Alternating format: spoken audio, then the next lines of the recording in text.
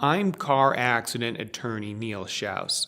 I'm often asked by people, in a rear-end collision, is the rear driver always at fault, or can the lead driver sometimes be at fault? As a general rule, the rear driver is almost always determined to be at fault.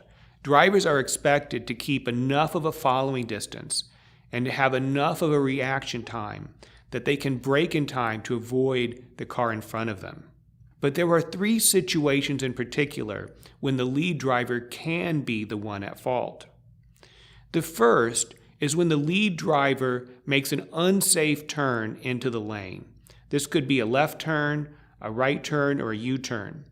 If the driver turns into the lane too close to oncoming traffic, then he can be liable even if he gets hit from behind. The second situation is when a driver makes an unsafe lane change.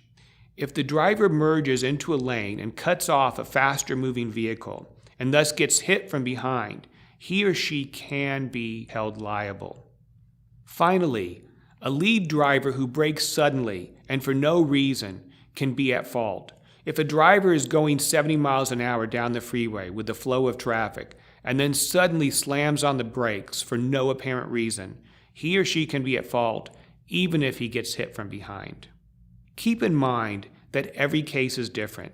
Even if the police say you are at fault, a good personal injury lawyer can often reinvestigate the accident and prove that it was really the other driver who was at fault.